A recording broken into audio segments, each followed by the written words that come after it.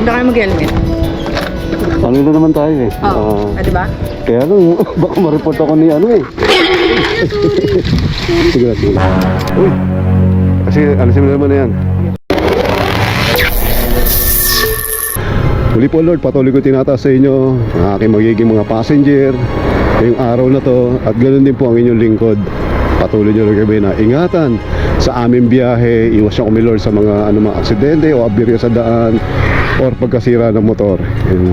Sa iyo po Lord pinagkakatiwala ang aming buhay, at niniwala po kami Lord na ngayon pa lang we receive and we claim na we are protected dahil inuuna po namin kayo.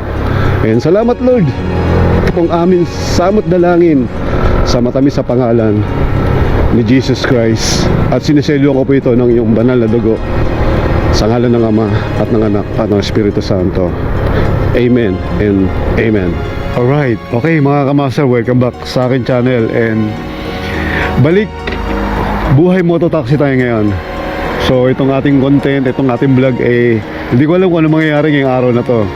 Basta ang gagawin lang natin, parang daily vlog lang, pick up, drop, tapos kung ano yung magiging kaganapan sa kalsada, yun lang i-share ko sa inyo. At may mga shortcut o ano man yan para mapadali yung paghatid natin ng ating mga passenger sa kanilang mga destination. Gagawin natin yon. So okay, umpisa na natin ngayong araw na to ang ating buhay mototaxi, and samahan nyo ako mga kamaster kung ano yung magiging kaganapan sa ating buhay mototaxi. And tara, let's go. Hindi kayo mag-helmet. Ano na naman tayo eh. Oo. Diba? Kaya lang, baka ma-report ako ni ano eh. Paside na lang ako kuya ha. Paside kayo. Oo. Talagyan natin ang ano. Ayaw nyo ng ano. Mabilis lang naman tayo. Sige. Diyan lang naman yun sa katabi.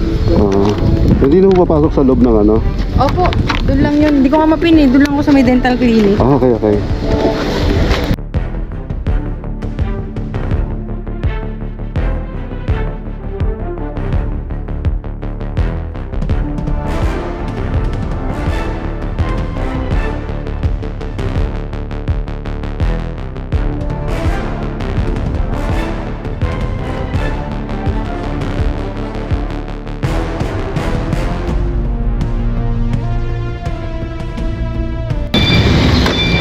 Ay, sorry. Sige lang. Naka-Gcash ko, no? Apo, salamat ma'am. Okay. Kailan niyo po? 86. Okay. Sige lang, sige lang. Well, ma'am. Sorry, sir.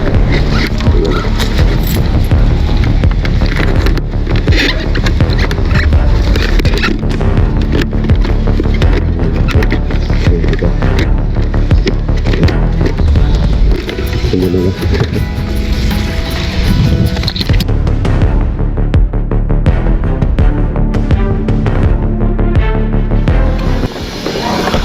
Kumusta ma'am yung driving natin? Po. Kumusta po yung driving ko? First time ko po mag-ubit. First time.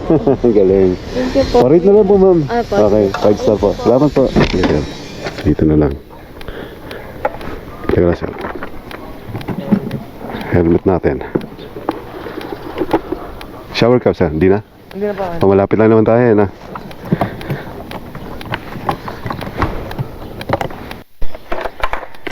Uy! Kasi alisin mo na naman yan. Napuwersa.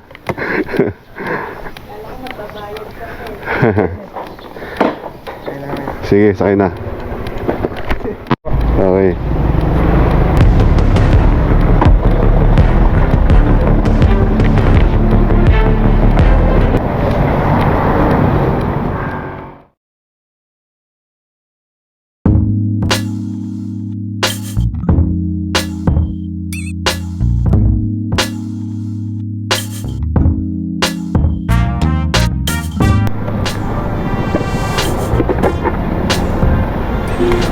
Pwede mong bagda sa harapan. Yes sir, okay dito. Kasya ba? Hindi matutupin. Ay, hindi tutupian. Ay, oh, malaki mga. Kasya. Parang naano ka na kay sir dati. Ha? Parang na-book na kayo dati, no? Yung tinuruan nyo yung shortcut doon sa ano? Mga nasasakyan ko eh.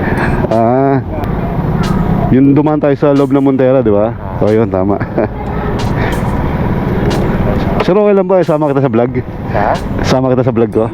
Ayos, ayos. Ito, bigyan natin sticker, sir. Ito yung channel natin. Yan. Ha. Naano kita ka nakaraan eh. Hindi ako nagpagpaalam kaya hindi ko na-upload eh. Baka hindi ka pumayag eh. Ayan. Sige sir, ano tayo?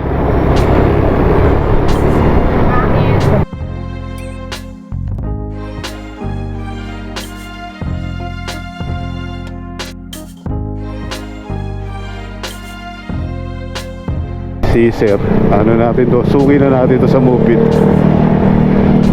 Kumbaga, meron kami dinadaan na shortcut na para makaiwasan traffic. Alam ko dito sa ano yun eh, Montera.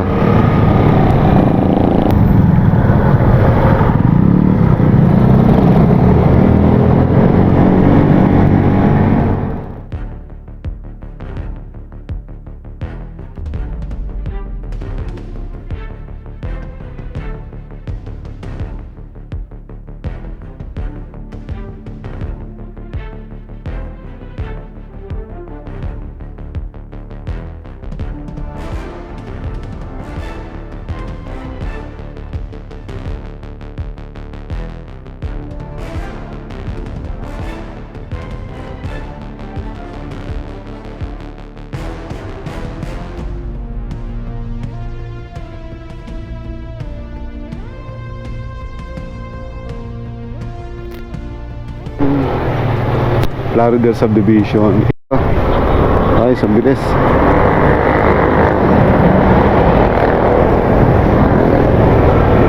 Alright.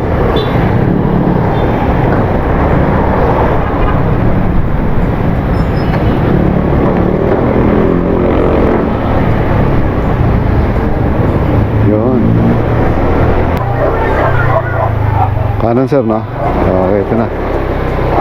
Tapos yung kulay pink. Okay sir, galing.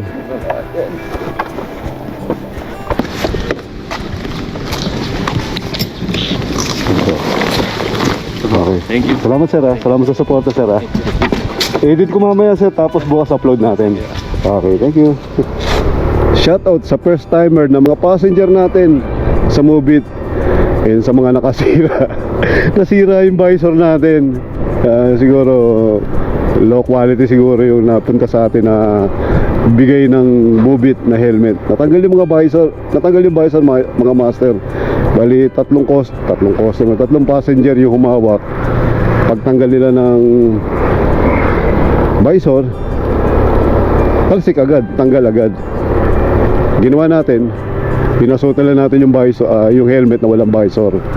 Eh maaga pa naman, di pa naman gaano kasagsagan ng init. Yun lang. Nakakaya sa mga customer natin. Hanggang ganun, hindi natin maiwasan talaga. And salamat sa mga customer natin, na mga first time na nag-book sa Movit. At yung dalawang estudyante na first time din sumakay ng motor. Ang likot. Hindi ko lang nakuha yung conversation namin eh. Yung mic lang natin, isa lang sa akin lang. So dito lang nakalagay sa GoPro ko. Yung sa helmet ng passenger natin, wala pa. Siguro soon lalagyan natin ng mic yan para madinig nyo yung conversation ng aming usapan. O at least madali yung communication namin dalawang, ako sa yung passenger natin. Natutuwa naman ako na parang napakabilis ng ano natin, transaction. Kung dati sa food, mag-aantay tayo sa merchant ng 15 to 20 minutes. Dito naman sa pagmumubit natin, pag may pumasok na booking, automatic yung passenger natin nag-aantay na ron. Sila na yung nag-aantay sa atin, hindi katulad dati nang nasa food tayo nag-aantay sa mga order. Dito baliktad, sila na yung nag-aantay. At the same time, madalang yung wrong pin. Ayun ang maganda ron. Kumbaga pagka dinrop natin sila mismo sa bahay nila o kaya sa harap ng subdivision nila, tama yung pin, hindi na sumasablay.